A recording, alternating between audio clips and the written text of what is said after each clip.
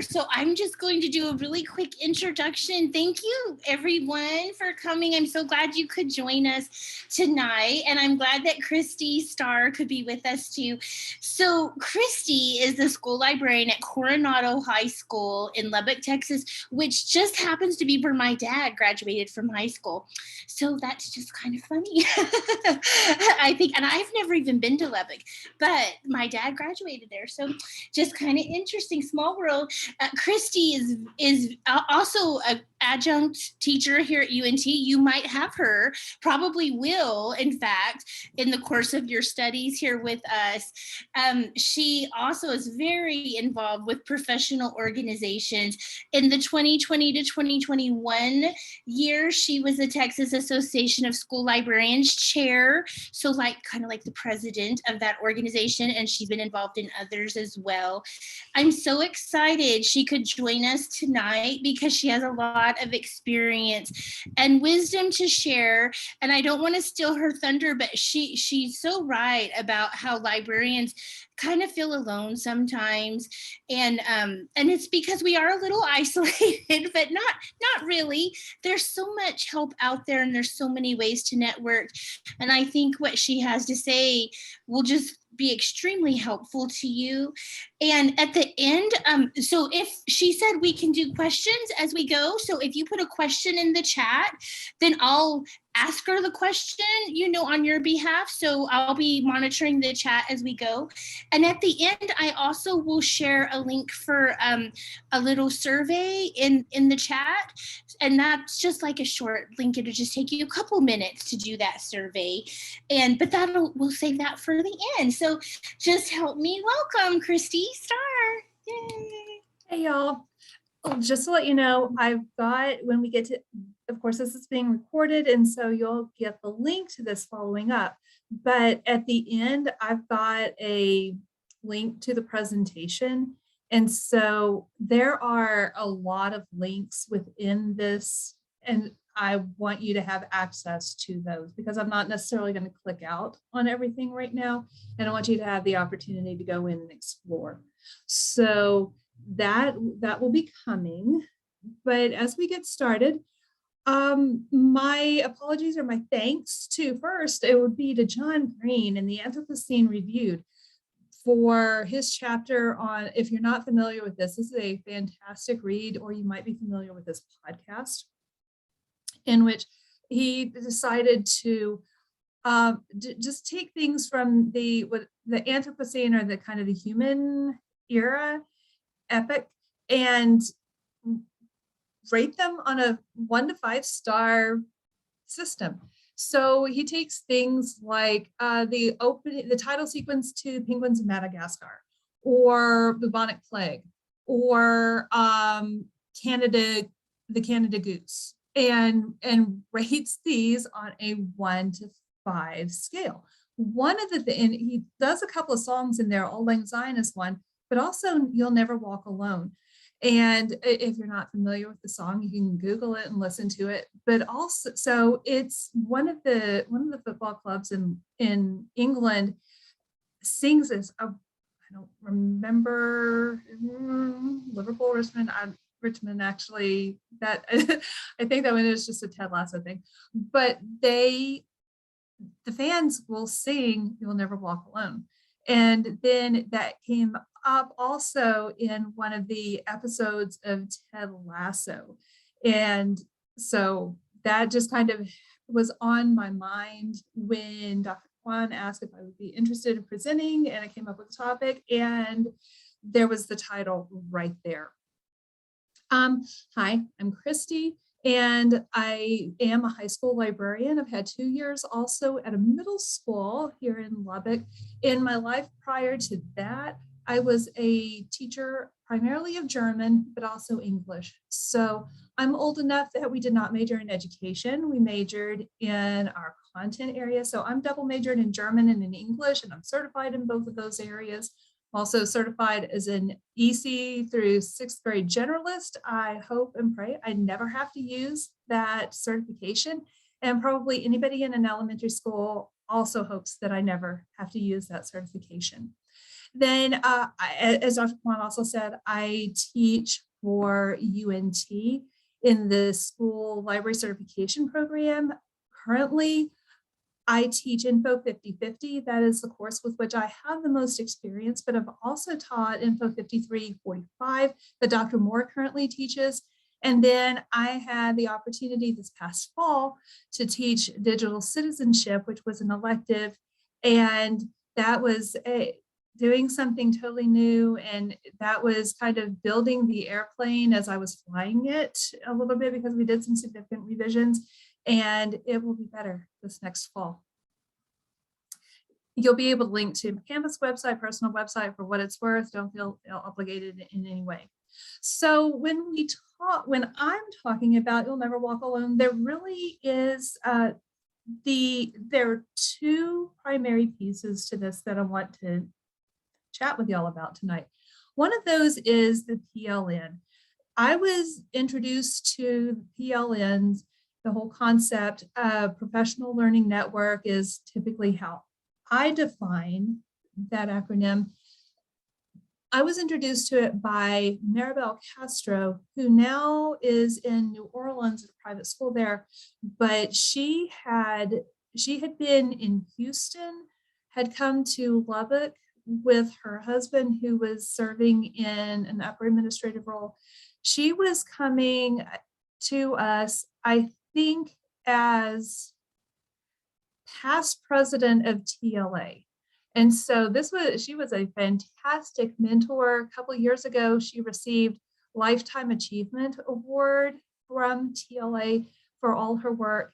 And she invited me to do some presentations with her when I was in my first and second year as a school librarian, which I think was her way of starting to bring me in and try to give me some leadership opportunities, and to have someone, and she walked alongside me and encouraged me and all that.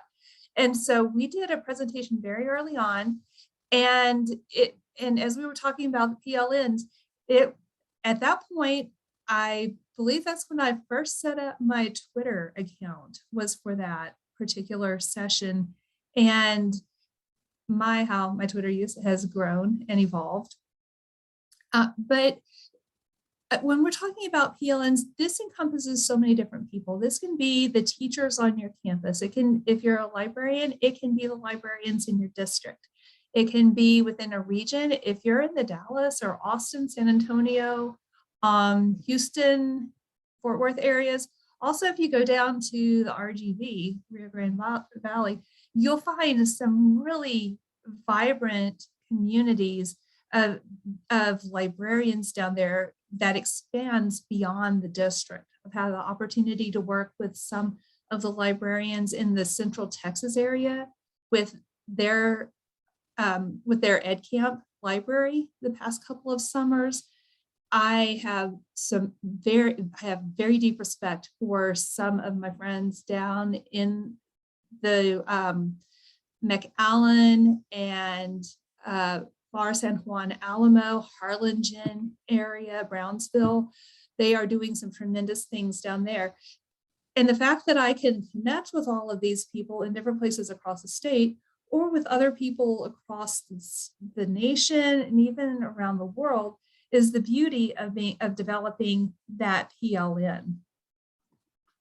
So it's easy to make the connections when you're face to face, but as many of you experience, unless you're in a really large district or on a really large campus, if you're a librarian, you are the only person on your campus in that particular role. And depending upon the size of your district, you might, in some smaller districts, you might be the only librarian in the district who is overseeing aides at different campuses. In my situation, we have 5 high schools, 3 of which are staffed by certified librarians. So you definitely have it, but there are a lot of times that we don't get to be face to face. We go through stretches, and especially coming out of March 2020 until really, I guess, the beginning of this school year, there was that 15-month gap where I saw a few friends, but everything else was done in this format. We were face to face, but virtually. So direct interaction, but still with that distance. So it's easy to connect to the people that we're around and we can see frequently, but it's easy to get then into some of the echo chambers, or just to stagnate is not the right word, but to become more fixed in our approaches, in our questions, and in our solutions to different things. So to gain a broader perspective is going to be beneficial. How do you establish a PLN? Of course, we do that face to face. We might not call it that. We might just call it our friend network, but it's all the same. So you can email, you can share, you can do all those different things. But everything that I just said, what do you do when you've exhausted those resources, or when you're fully utilizing those resources, but you want and you need more? That's where social media comes into play. And this is often typically the easiest way to connect with others who have those same interests or fill the same roles, or maybe have roles that are something to which you aspire. So if you are, as an elementary librarian, maybe you want to see what secondary librarians are doing. Maybe you want to see what somebody who's in a coordinator, supervisor position is doing, how they're engaging, what they're doing and sharing. You can see that through their social media accounts. And so, I use my social media to get ideas. And whether it's books, and Instagram is fantastic for this. I have several friends who read very prolifically. Deb Zeman in Louisville is one. She's at a middle school there. And Amanda Hunt down in New Braunfels are fantastic folks to follow. And Deb goes by the Next Gen, LIB, Next Gen Lib, I think the Next Generation Librarian. And is constantly, I don't know how she reads as much as she does, but I get ideas about books. I get display ideas, things that people have posted, or I came across in the last month and a half, a Facebook group devoted to a library displays, something for everybody. Tech tips. These are things that I didn't know how to do. And it's like, oh, you can use that to do this. What a great idea. Those quick bites. Social media is great for getting ideas, is great for sharing out your ideas so that you're not just a consumer, but you're also a producer. And of course, I understand that some types of social media can be more overwhelming than others. And so lurking is totally okay. That is fully acceptable. And get those ideas. But when you're comfortable, when you have something, share it out. You can use social media to ask questions. So create polls if you want, or just throw it out there and, hey, library peeps, and use your hashtags and get questions answered. Also, to stay current in the profession with different issues, with different events that are going on.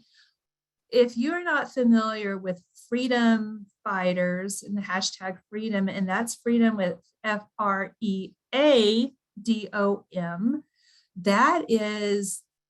that started back in November, and it's a group of librarians based in Texas who decided to do a social media takeover for the Texas legislature. And so just all day long, they were using the hashtag TXLEGE, which is the legislative hashtag, and then the hashtag freedom with the A instead of the second E in there. And that went over so well that they've created a website since then. And you can get t-shirts and merchandise, and you could, they have sample letters that you can use when you want to contact a school board member or your state congressman or your state senator, any concerns that you have going on. It is a fantastic resource, and so much coordination that has gone on that it just, again, arose at very grassroots out of social media. And they do a lot of, this is going on here, maybe this district is under fire, or this is how it's been responded, how this group has responded. So it's bringing some things to light, but some of it is also very positive, because we want to be careful in our social media use and not just use it always negatively, but to also, I like it to show the good things that are going on in my library, and to be positive and encouraging when possible, but also to be like, really? How? Why? Yeah. And so you can find really amazing librarians on Twitter. You can find them on Instagram, TikTok for sure, Facebook, on their blogs. And of course, there are more ways. You can find different libraries on Twitter and Instagram. And you can probably find on Facebook, but I tend more to, those I think are meant more for their communities, where I see on Instagram some, and definitely on Twitter, that it's usually meant for a broader audience than perhaps just the campus community. Also, organizations and communities, things like Future Ready Librarians or Freedom Fighters. You can find these particularly on Twitter and Facebook. So that is where I got my start in building my PLN. And I totally understand that it can be very challenging to go in to, especially to something like Twitter, where if you have kind of a lot of followers, that can just scroll through. So maybe a tool like TweetDeck is a possibility for setting up, for scheduling, for sorting through and creating lists that are just maybe to follow a specific hashtag, or if you have mentions, or if you want to follow specific accounts, you can go through and streamline those. That makes it a little less overwhelming, because doom scrolling is not necessarily the best use of our time, and it's easy to go down the rabbit hole when we start getting onto social media. And so I hear a lot of librarians who've dipped their toes into it really kind of step back a little bit from Twitter, because it does get overwhelming. But it's also possible that when you set up the account, if you're not using it much, you might have chosen some people to follow whom you wouldn't now. And it's always okay to go through and trim those accounts and unfollow. You don't have to stick with those. There are things that are far less relevant 10 and 11 years later than they were at the time. So please feel free to go in and do a little bit of weeding on your list. Do the same thing for your friends list on Facebook if it's going to help your sanity. And just get some of those things out of the way. But really, the individual is a great start, but where I have really made most of my connections are through organizations. And want to highlight several of those. Social media might be where I met or was introduced to some people. My friend Claire Hogg in San Angelo, I remember meeting her at a district meeting a few years back, and it was hey, hey, I follow you, I've seen you, we've seen each other's names and profile pictures and things. And we finally got to meet face to face. And now we text and or email on occasion, we interact. And it's in part through setting that up, but then a TLA event was what gave us that opportunity to really establish that connection. I have a friend, Angie Magana, who is in Birdville. I believe she might have moved this year, I forget. And when we first met, we were actually students in the UNT program. And I remember interacting with her through the discussions in our courses, because we were in basically the same cohort, and we did some things. And then there was this one Saturday, one fall, where Dr. Ross Todd came in from Rutgers, and there were several other speakers. It was a day focused on school librarians, and I drove in for that and had made some, we had been messaging back and forth, and I got there and and Angie was holding a seat for me, and we're just able to spend the day with her. I was able to meet my professors, and going from that online experience where we were interacting a lot to a day when I got to meet Dr. Schultz Jones in person, or when I got to meet Angie. And, and again, this is somebody who 12, 13 years later, I'm still in touch with, and we communicate back and forth. And I've gotten her advice on different things. So it's one often plays into the other, or I meet someone and then I start following them, but they really go hand in hand to help me as I learn from them. Take a quick look at our chat. This was a couple of minutes ago, but yeah, a Google chat in the district. And that is a great idea. I'm assuming you're talking about that the chat rooms on there. And I've tried to set that up with some of our folks a few years ago, just so we could cut down on the amount of email. But yeah, that's a great forum to just pull everything aside. I've seen some districts that are larger that have offered Twitter chats. And so, there are, again, so many ways of doing this.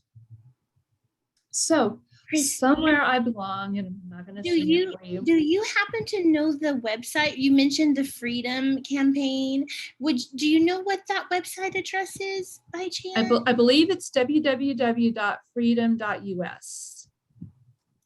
And it's freadom.us. Okay, I'm gonna put that in the chat.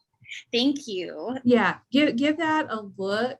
I believe that's accurate. I know it's not .com. Okay. So okay. .us. Okay, wonderful. So again, this is finding a place to belong. It's not just the people to follow, but it's building that community. And there are times in the community where you are taking, and there are times in the community, hopefully, where you're giving back just a little bit. And some of my best opportunities as a librarian, quite honestly, have come from getting comfortable and trying to be more participatory in those programs. So just kind of going through some of these different groups. The Texas Library Association, this is all librarians all the time. It can include paraprofessionals and different folks, and they have, when you go to the conference, they'll have a day where they bring in school administrators and such. But this is all librarians. There are 4 primary divisions. One is for public libraries, one is for academic libraries, one is for special libraries, and the other, largest, is for school librarians, and that is TASL, or the Texas Association of School Librarians. Everything that goes on in TASL is focused on school librarians. For those of you who are in the currently students in the program here at UNT, you are eligible for a student registration, student membership.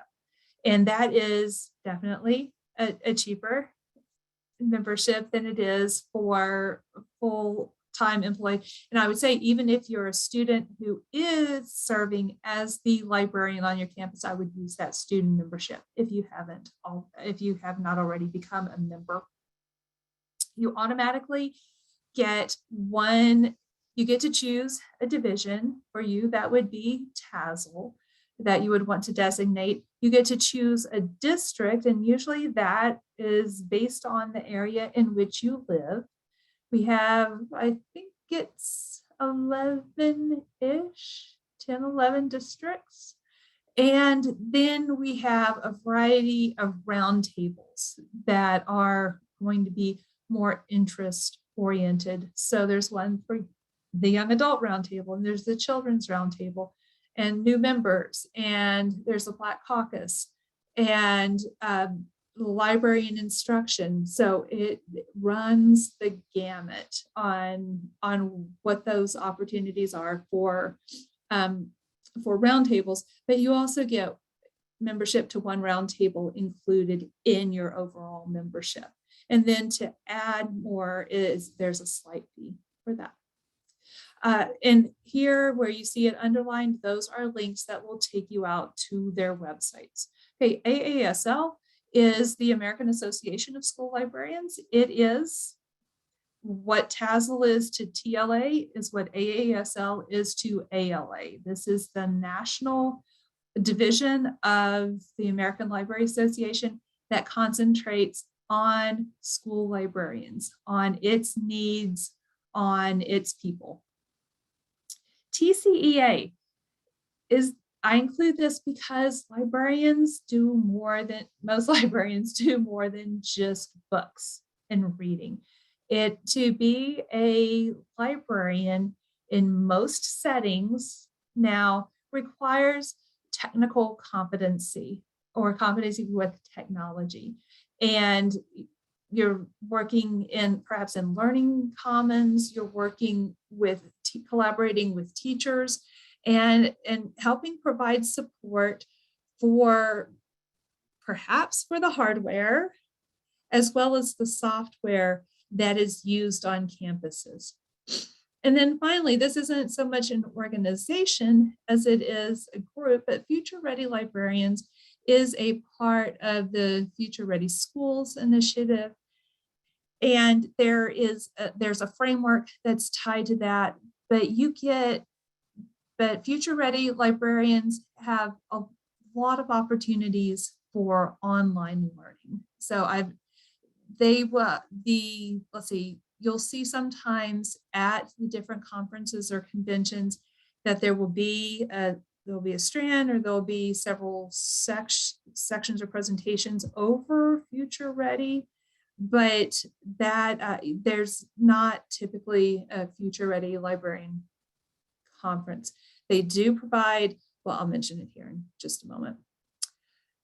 Going through a little bit closer, and again, where you see the underline, those are going to be links that you can go in and explore later. But TELA and TASL provide myriad services for its membership. I've listed just a few of those here, but there are learning opportunities. So webinars, and those can be, TASL has offered those at different points in the past. TLA offers a lot on a monthly basis, and some special opportunities as well. There are the reading lists that are available through the Texas Library Association, which are always super exciting. Usually the young adult, we'll see the Bluebonnet books are usually announced maybe November, I think, that are going to be for the coming year. There's voting that goes on in January, and the winner of the Texas Bluebonnet Award is acknowledged at the TLA conference in the spring. But we also have reading lists. There are 2 for graphic novels, one for elementary and one for secondary. There's a middle school reading list. There's a high school reading list. There's a primary grades reading list. There's the TASL Star, which the books are dual language. There is the Topaz reading list, which is both, there's a juvenile and an adult component to that. That's straight nonfiction. And there's the Lariat list that is, lest we forget the adult readers out there, it is also available. And I think I hit all of them, I think. But every time those come out, and it's usually starting in November, then December 1st, early January and such, those are always super exciting when they're revealed. Where would we be without advocacy efforts? That is working with the legislature. Wendy Woodland is the contact at TLA who works tirelessly to get librarians in front of legislative committees when there are concerns about, book banning maybe, but also last year in the spring, there was legislation that was up that would put the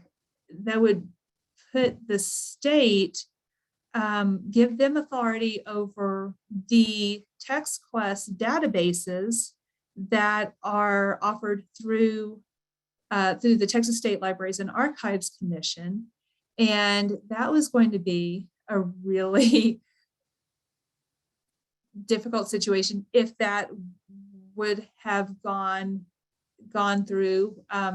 Actually, it ended up never even making it to the committee, but Wendy had folks lined up to come in and testify for that and the importance of the TextQuest databases.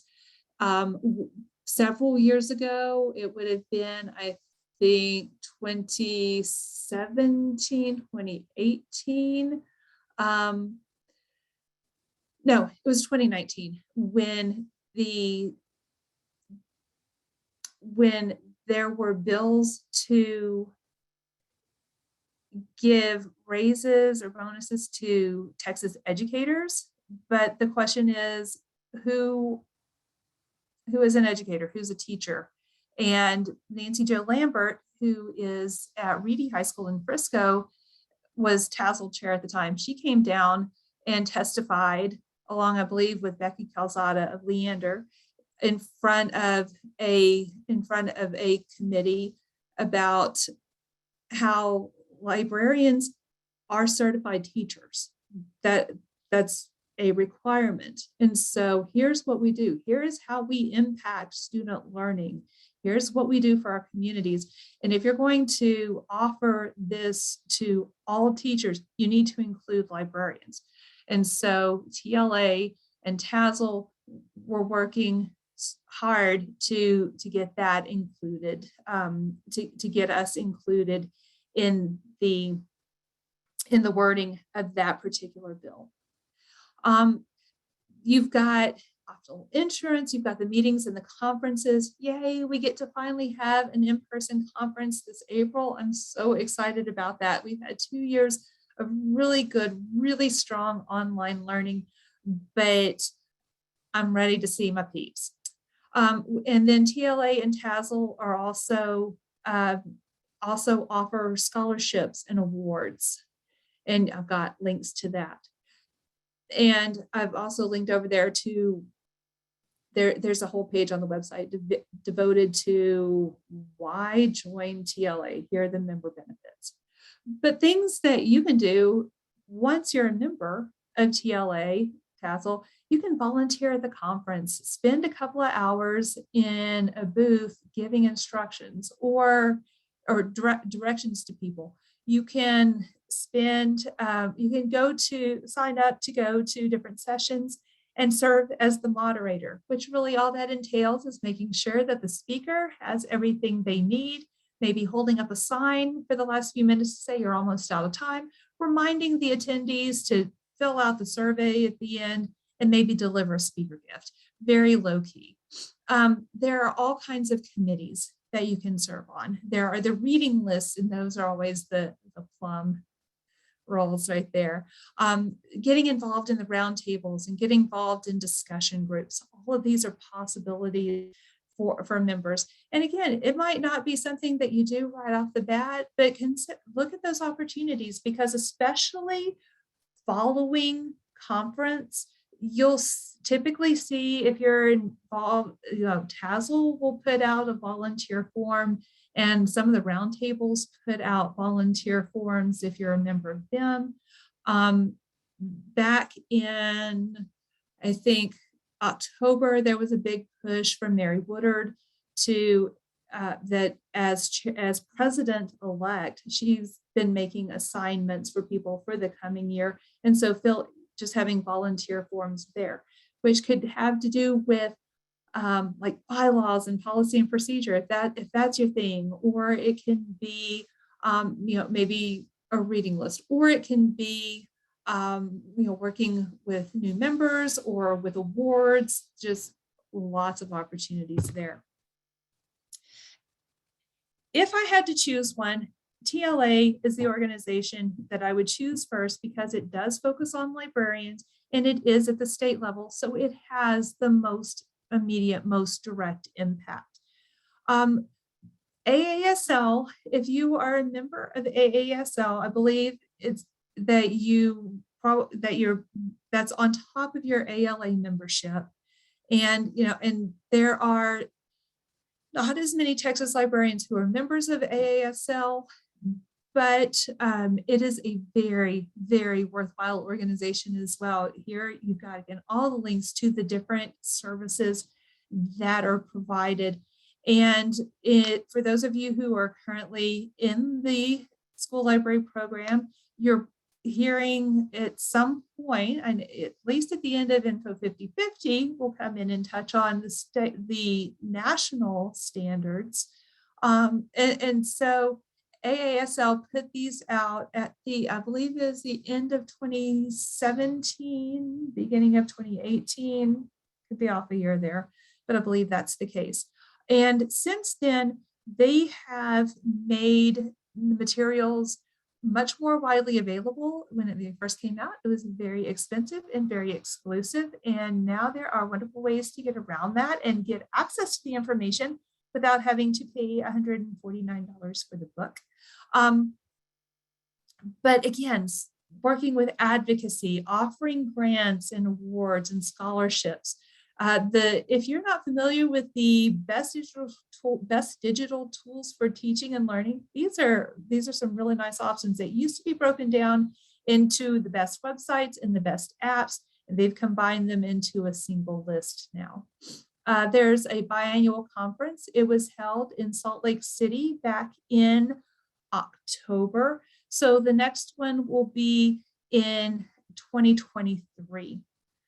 Then, like I said, mentioned the national standards supporting materials. There are publications. There's the Knowledge Quest, both publication and blog. You don't have to be a member to subscribe to the blog and to access it.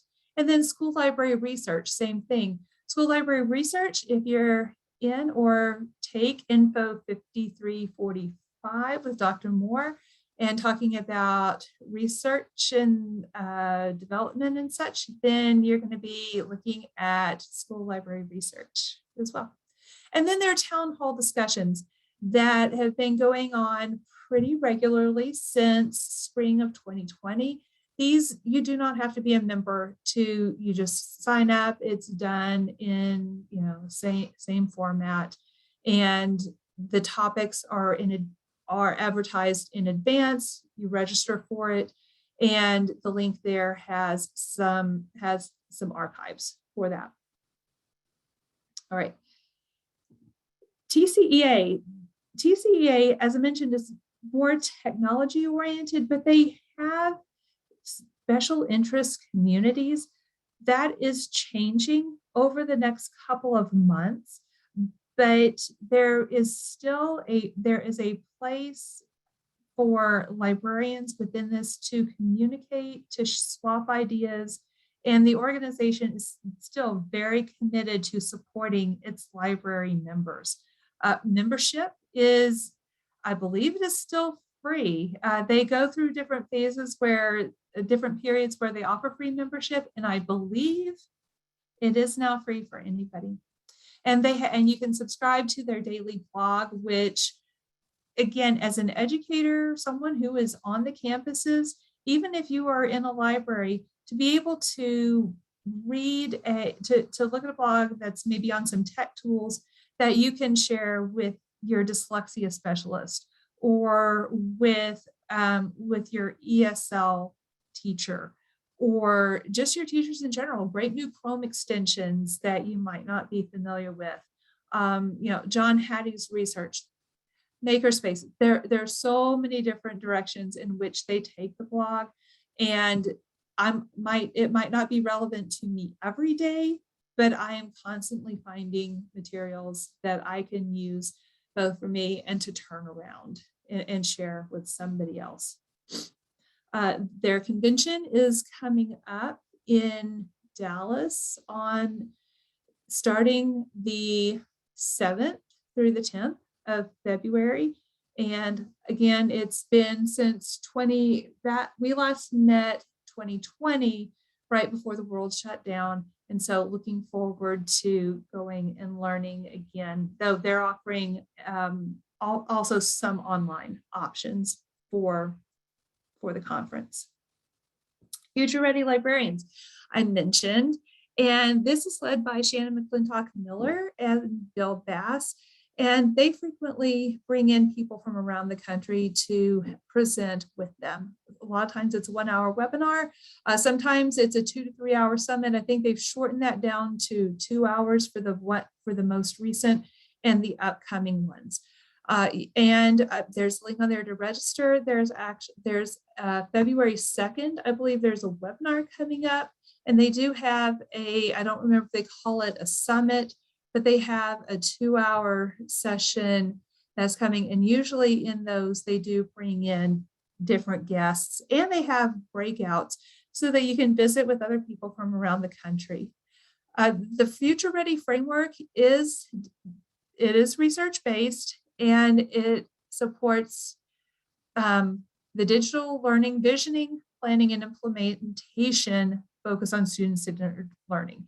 So again, technology oriented, but so much of what we talk about in those are just library programming ideas and the wonderful things that are happening in school libraries around the country. Then the Future Ready Library Framework so there's the framework, but it has crosswalks with the AASL standards, with the ISTE standards, and with the Texas School Library Standards. So each of those is a separate link on there, and you can see how those crosswalks fit in with those different standards.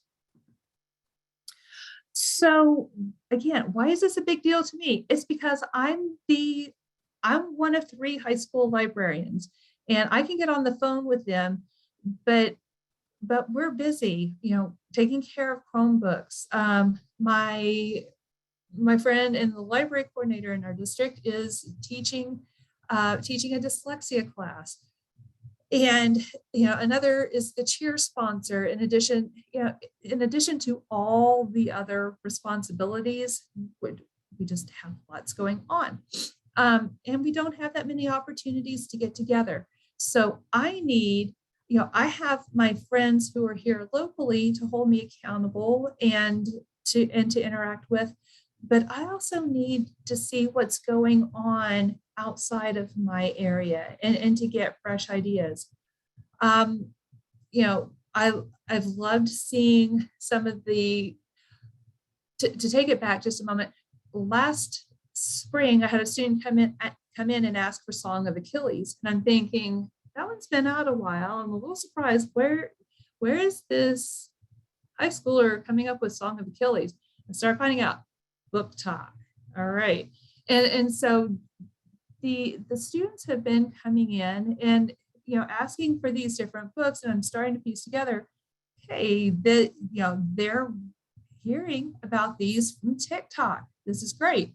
So seeing what some of my fellow librarians are doing with book displays or how they're sharing things on TikTok, I'm loving, because even if I'm not doing it myself, I'm learning from what they're doing.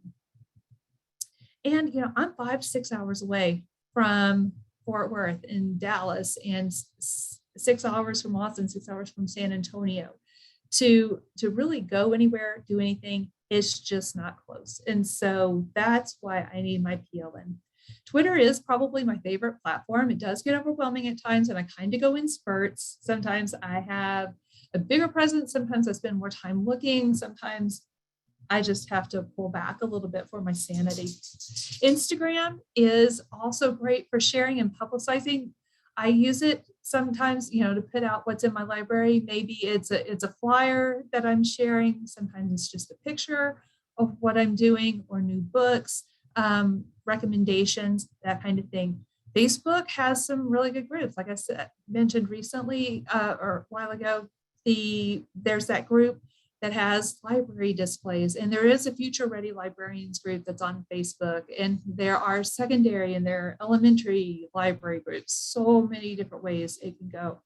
TikTok, one of these days, y'all, I'm gonna get bold and I'm gonna actually produce something. I can do this. It is a goal that I have had and not met yet, but it's gonna happen. And then there's Pinterest, and Pinterest is also social media. It's not something that I really spend a lot of time looking at and collecting new pins these days, but it's there and people use it. I tend to use Wakelet more for curating, because I find it a little more user friendly than I do Pinterest. All right. So the picture of me, but these were some of my friends. Rochelle O'Neill, who was the chair of TASL before me, and then Heather Horner there, who's in Richardson ISD and the coordinator. When we were in Louisville in 2019 at the AASL conference. And these different groups, while I have not served in AASL, I keep eyeing the different volunteer forms. So again, maybe this will be the year for it.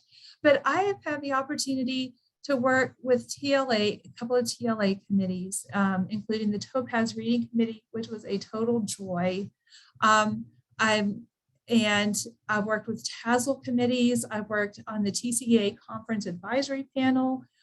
It's given me opportunities to lead to serve as the social media manager for YART, and to be the committee chair for the TASL Administrator of the Year. That, y'all, was was a really cool committee, because everybody who is sending in nominations is talking about the wonderful things that their administrators, whether it's a principal or superintendent or someone in between, you're getting to read about really exciting things that are going on campuses in districts. And so all the things are so positive. And, you've got 5 or 10 different nominees out there, and you just like, oh, I'm so happy to see that libraries are in good hands with these people. I'm currently TASL past chair. That has been a ride. Served as TCA's Leipzig president and District 9 chair, and was able to attend the Tall Texans Institute in 2018. So, and that was an opportunity to expand my PLN and get to know people from around the state, and not just in school libraries. So I have learned, but it has also helped me to grow. And as I've been able to grow, I feel like I've been able to offer something back. So I really, really, really strongly encourage you to just, if you're not yet a member of one of these organizations, see if your campus can pay maybe for a membership or a conference, or if you have budget that you could use toward that. If it doesn't work out of pocket, to me, I believe very strongly believe in the missions of these organizations. And so, so I'm willing to pay out of pocket when I need to, in some instances, to use a little bit of budget money to help cover for some of this. But involvement is something that that invigorates me, and I love the opportunities to meet people. I'll be at TCA and TLA this spring, so I would love to meet up. Here's the link, and again, this is going to be shared out to y'all, but y'all can go in and explore the different links that I put in there, and also included links in here to my Twitter and my school and personal, but probably school Instagram is more of more use, and then my Wakelet handle in there.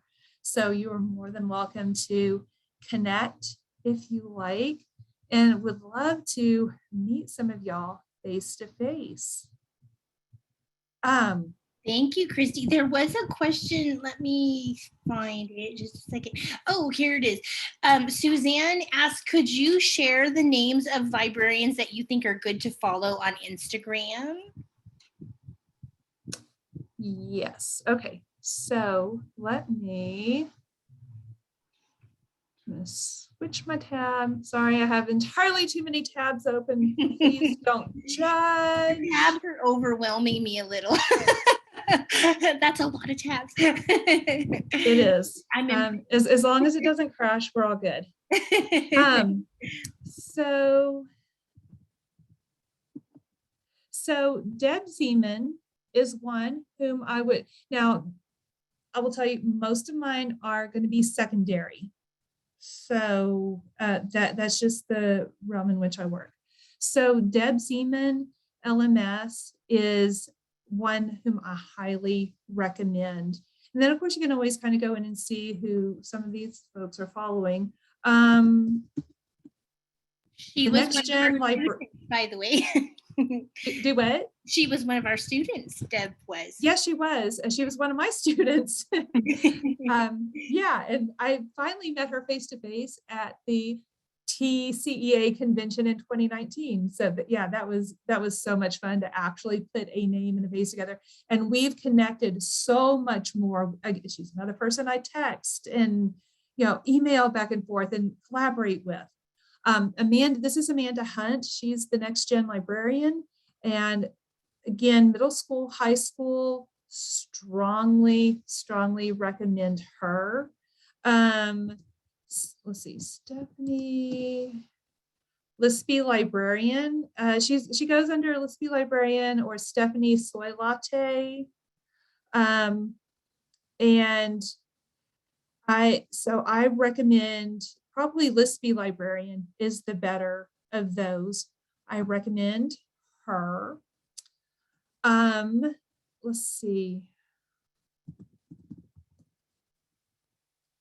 You, the librarian, and let me use this as a plug. Karina is going to be the February 16th speaker in this series, and she is amazing, y'all. She's in Far San Juan Alamo, and she is just a dynamo. She's going to be talking about the things, again, that librarians do beyond books. She is so involved in her community. She is phenomenal. So I recommend giving her a follow. Allie, the librarian, is in Harlingen, and I would recommend her.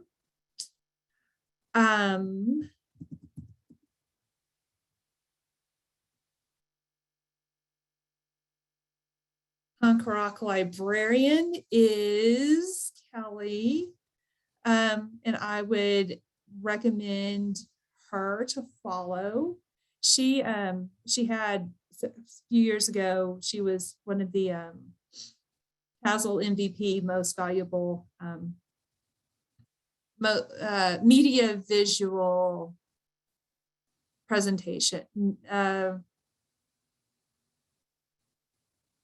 is a media award that TASL does for online presence. And so, so I would check in with Kelly, and those are just a few that come to mind right off the top of my head. And I know I'm leaving out a bunch of them, but you can always use theirs and start exploring who they follow and who interacts with them. But those are a few. Awesome. And Tiffany mentioned that Jenny, sorry, mentioned that once you start following a few, Instagram will suggest others too. So sometimes you can stumble across some good ones too. So does anyone else have sometimes the algorithms do work in our favor. Yes. It's worth a try. Yes. Any other questions for Christy, y'all? And we will be at TLA, I think, and we have a booth. UNT has a booth and usually a dinner too. So I hope to meet a lot of you. It's going to be so nice to all be together again. Yay. It's like, how many years has it? I mean, has it been 2 years? Was it 2 Yes. years? We've had 2 years of virtual conference. So 2019 was the last time we met face-to-face for TLA. Wow, it's going to be good to be together again. And if you haven't been to TLA before, it's fantastic. You will just be blown away. You will learn so much in a short amount of time. It's fantastic. So, and there's so many booths and authors there, and it's just so fun and really amazing. Take bags. If you're going and you've never been before, take bags. You're going to walk away with books. Yes, that's right. Free. Free, and you can buy some too, but they give away a lot too. Yes. Yeah.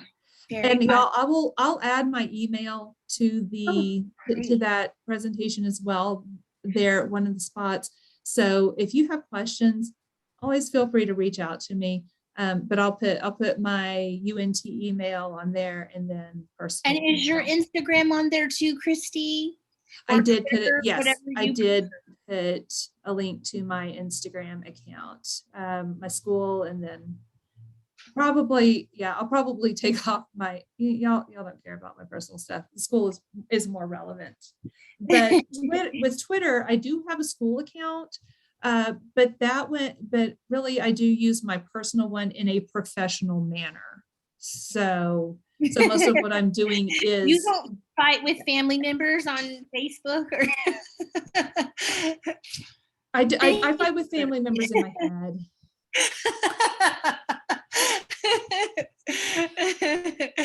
Thank you so much, Christy. This was fantastic. You're getting a whole bunch of thank yous in the chat. I don't know if you can see them, but this was fabulous information that I think is so helpful for anyone who wants to be a school librarian. So many great ways to get involved. Yeah, thank y'all. And I hope to see some of y'all in classes one of these days for those of you who are in the program. And, like I said, you'll have some of my social media stuff on there, but I'm going to add my email so that you do have access, and you're welcome to contact me at any time.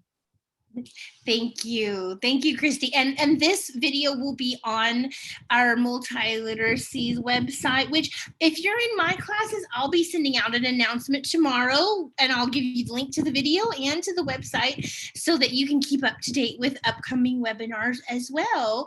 And also I wrote down everyone's name who attended, so I have all that as well.